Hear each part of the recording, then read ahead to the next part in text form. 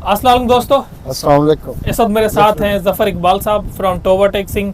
तो उन्होंने मुझसे एक सवाल पूछा कि ये जापान विजिट भी आए हैं तो इनको जापान बहुत अच्छा लगा। तो उन्होंने कहा कि यहाँ पे इनके अगर बच्चे आना चाहते हैं क्योंकि इनका माहौल इतना अच्छा लगा, ये चाहते हैं कि बच्चों की परवरिश यहाँ पे हो, तो कौन कौन से रास्ते हैं, स्कॉलरशिप पे किस तरह आ सकते हैं, सेल्फ पे किस तरह आ सकते हैं, दोनों जी। तो सर इस पे आज बात करेंगे। हाँ, तो थैंक यू ज़फ़र इकबाल साहब। फिर एक दो लाइनों में आप बता दें हमें जापान आपको क्यों इतना अच्छा लगा कि आप यहाँ जब बच्चों को भेजना चाहते हैं।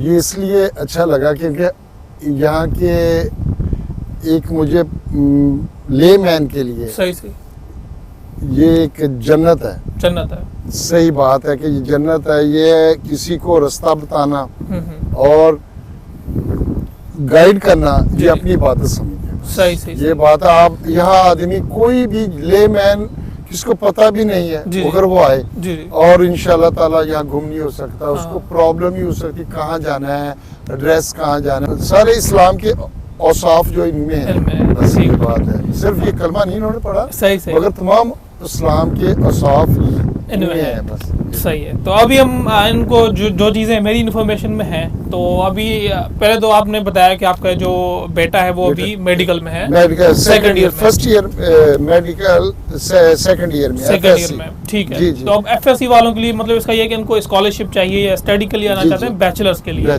तो बैचलर्स के लिए सबसे पहले तो मैं इनको यही रिकमेंड करूंगा कि पहले स्कॉलरशिप पे ट्राई करें। वो भी रास्ता मैं आप लोगों को बताऊंगा कि किस तरह कहाँ से स्कॉलरशिप कौन कौन सी मिलती है। इस पे पहले मैंने वीडियोस बनाई हैं, लेकिन ये कि आज इस पे हम दोबारा बात कर लेते हैं। और दूसरा जो प्रोसेस होता है वो ये होता है कि सेल्फ पे, कि अगर आप अपने खर्चे पे आ जाएं, क्योंकि यहाँ पे ये कि फिर पार्ट टाइम जॉब्स होती हैं। ये ड्यूरिंग जो है आप यहाँ पे आते हो तो अपनी स्टडी के दौरान आपको थोड़ा बहुत 3-4 महीने लैंग्वेज सीखने के बाद आराम से यहाँ पे इवन यूनिवर्सिटियाँ खुद आपकी हेल्प करती हैं। उनका एक नोटिस बोर्ड होता है, वो लगाती हैं भाई ये कंपनी आई हुई है, इनको पार्ट टाइम में यहाँ पे वर्कर चाहिए, जॉब चाहिए।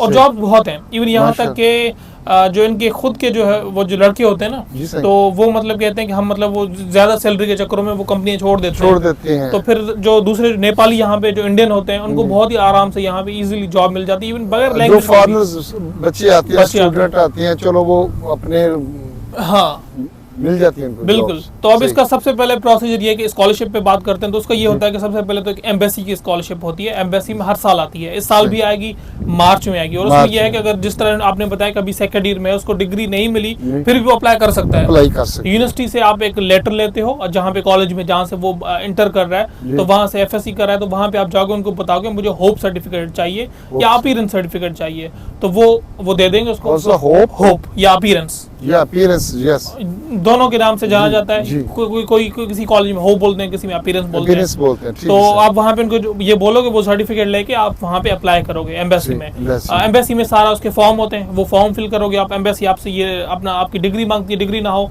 तो ये मैंने आपको बताया होप सर्टिफिकेट आप ये दोगे आप उसको। और उसके साथ बेसिक रिक्वायरमेंट्स हैं, शनाख्ती कार्ड हो गया, पासपोर्ट है तो पासपोर्ट हो गया, वो सारा उनकी डिटेल वहाँ पे लिखी हुई है। ये सारे डॉक्यूमेंट जो है प्रिंट करके उन्होंने नीचे एड्रेस भी दिया हुआ है। कराची में करना चाहो, जिन लोगों को कराची करीब पड़ता है, इस्लामाबाद, पंजाब वालों को इस्लामाबाद, तो जो जहाँ पे जाना चाहे, जिनको जहाँ इजी लगे, तो वहाँ पे वो फिर आपको ईमेल करेंगे या कॉल करेंगे कि फिलहाल डेट को इस टाइम पे एम्बेसी में आपका टेस्ट है। तो आप टेस्ट देने जाते हो। तो बैचलर्स के लिए उसमें ये होता है कि आपका इंग्लिश होती है, मैथमेटिक्स, फिजिक्स, केमिस्ट्री, ये 4 है। अगर आप मेडिकल के हो तो फिर आपका मैथ नहीं होता, फिर उसमें बायोलॉजी का इंक्लूड है। उसमें हर किस्म की स्कॉलरशिप है। और उसमें ये आप वहाँ पे टेस्ट दे के आओगे तो फिर हो सकता है आपको इंटरव्यू के लिए बुलाते हैं। जो गुड सिलेक्ट होते हैं लोग कि भाई आप नेक्स्ट टाइम आ जाओ इंटरव्यू के लिए। फिर इंटरव्यू के लिए उसमें से तकरीबन ये समझे कि 15 के करीब लगभग हर साल पाकिस्तान में 15 सीट्स होती हैं, तो वो लोग सिलेक्ट होते हैं। और उस पर स्कॉलरशिप देते हैं वो आपको। जापानीज पहले पढ़ाते हैं, फ्री ऑफ कॉस्ट जापानीज पढ़ाते हैं, वो भी स्कॉलरशिप में होता है। कितने टाइम के लिए जापानीज आपको वो लैंग्वेज? शुरू में 1 साल जापानीज सिखाते हैं, उसके बाद वो उसके बाद कोर्स शुरू हो जाता है। और उसमें ये होता है कि आपको जो अमाउंट मिलती है तकरीबन जो है लगभग 1,90,000 के करीब वो अमाउंट होती है।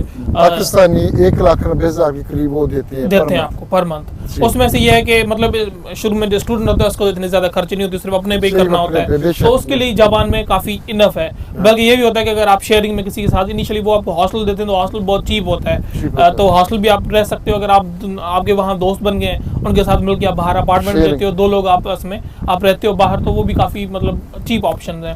तो दूसरे के इस अमाउंट पे कोई टैक्स नहीं होता, क्योंकि आप स्टूडेंट हो, कोई टैक्स नहीं है, तो पूरी की पूरी अमाउंट आपको मिलती है। तो आप इवन कुछ उसमें से सेविंग भी करके आप अपने घर भेजना चाहो तो वो भी कर सकते हो, आप भेज सकते हो।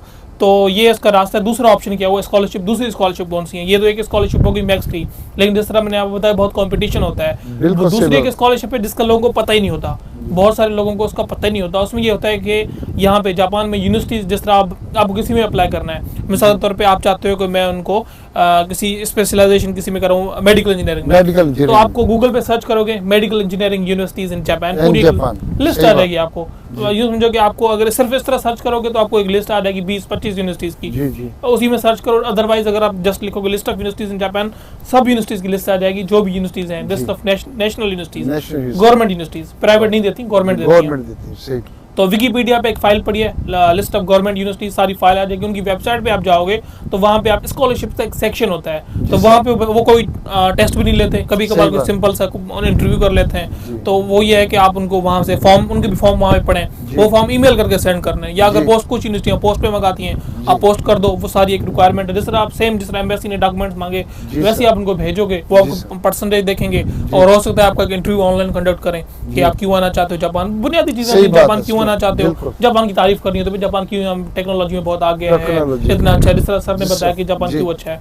तो ये चीजें आप उनको बताते हो तो वो आपको जो है अब ज्यादा में अप्लाई करो, एक में नहीं तो दूसरी में तो हो ही जाएगा। सही बात। तो वो एक दूसरा भी प्रोसीजर, वो भी स्कॉलरशिप में आ जाता है। स्कॉलरशिप में, उसमें भी बिल्कुल स्कॉलरशिप होती है, अमाउंट वेरी करती है, हर उसकी स्कॉलरशिप अलग होती है, लेकिन एक वो भी स्कॉलरशिप आती है और आपको पैसे पे करते हैं। ये हो गया दूसरा ऑप्शन बैचलर्स के लिए आने का। तीसरा ऑप्शन ये कि सेल्फ है, वो भी सब कुछ ऑनलाइन होता है, ऑनलाइन उनके फॉर्म है, वो आपको एक बार बुलाएंगे कि भाई एक बार आप आ जाओ, जो बुनियादी उनकी टेस्ट वगैरह थोड़ा बहुत होता है, मैथमेटिक्स का, फिजिक्स का, लेकिन वो भी एम्बेसी में होगा। नहीं, वो उसके लिए यहाँ पे आपको बुलाते हैं, वो आपको एक लेटर भेजते हैं, यहाँ पे आप आते हो, यहाँ पे टेस्ट देते हो, फिर फिलहाल इनिशियली आप वापस चले जाते हो, 3 महीने बाद आपका रिजल्ट आता है। ठीक है। तो ये जापान आने के बाद, हाँ बिल्कुल, जापान आने के बाद। और उसमें यह है कि कोई इस तरह की रिक्वायरमेंट, कोई जिस तरह इंग्लिश कंट्रीज में आइएलटीएस मांगते हैं, कोई आइएलटीएस वगैरह कुछ नहीं चाहिए, तो जस्ट आप वो आपको कुछ मोस्टली यूनिवर्सिटी इंग्लिश में वो आपको टेस्ट प्रोवाइड करते हैं, आप इंग्लिश में टेस्ट देते हो। तो ये इस तरह की चीज़ें हैं कि सेल्फ पे आते हो, आपका खर्चा जो होता है लगभग, अगर मैं आपको पाकिस्तानी रुपीज़ में बताऊं,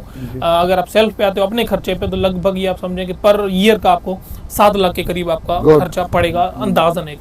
लेकिन ये है कि अगर आप आ जाते हो यहाँ पे तो उसमें आपको परमिशन है पार्ट टाइम जॉब करने की, तो इनिशियली आप 3 महीने की थोड़ी अमाउंट अपने साथ लेके आओगे, 3 महीने आप सर्वाइव कर लो, 3 महीने सर्वाइव कर लेते हो, फिर आपको खुद ही वहाँ पे आपको जो दोस्त मिलेंगे, यूनिवर्सिटी भी आपको गाइड करेगी पार्ट टाइम जॉब किस तरह ढूंढना है, आपको आराम से पार्ट टाइम जॉब मिल जाएगी और फिर वहाँ पे सर्वाइव कर सकते हैं। सर देखिए, ये तो जैसे आपने फरमाया कि 7 लाख रुपया अमाउंट है, हमारे तो उधर हमारे असातिज़ा या वो उनके बच्चे जो सेल्फ के ऊपर मेडिकल में जाते हैं, प्रेजेंट जो है 2022 में 20 लाख के करीब पर वो पर ईयर का उनका खर्चा बन गया है। और यहाँ पे तो जो बच्चा होता है ना, अभी आखिरी साल उसका स्टार्ट नहीं होता, अभी वो बिल्कुल मतलब ये है कि उसका 3rd ईयर के उसमें एंड में होता है, तो वो जॉब के लिए अप्लाई कर सकता है, उसको वहीं पे अभी आखिरी साल जैसे एंड होता है, कंपनियां उसको कहती हैं जैसे खत्म करो ज्वाइन करो हमें। Very good. और ये मेडिकल में भी सब में मेडिकल डॉक्टर जैसे बनते हैं, चाइना लोग जाते हैं, या दूसरे इधर भी मेडिकल में। अब यहाँ पे जो पाकिस्तान में मेडिकल करके, यहाँ उनके लिए एक मसला होता है लैंग्वेज बैरियर, क्योंकि यहाँ पे मेडिकल की फील्ड में जान इन्वॉल्व होती है। हम इंजीनियरिंग वालों का ये है कि मेरा मैकेनिकल है जिस तरह, तो हमारा ये है कि जान इन्वॉल्व इतनी मतलब इतना ज्यादा सेवियर नहीं है कि भाई कुछ कोई बंदा नहीं मरेगा, थोड़ा बहुत अगर मिस्टेक हम करते हैं तो बंदे कुछ नहीं होना। तो मेडिकल वालों के लिए लैंग्वेज इंपॉर्टेंट। तो यहाँ पे ये कि वो पहले आप लैंग्वेज पढ़ा के फिर आपको जापानीज में डिग्री कराते हैं, तो फिर यहाँ पे उसकी बड़ी बात होती है। वाह जबरदस्त, थैंक यू वेरी मच। तो थैंक यू सर। जज़ाकल्लाह सर, आपकी बहुत इंफॉर्मेटिव आपने बातें की हैं, और इंशाल्लाह मुझे उम्मीद है इससे पूरी पाकिस्तान का भला होगा, स्टूडेंट का, और इंशाल्लाह ताला, और इससे मुस्तफीद होंगे इंशाल्लाह ताला। Thank you very much.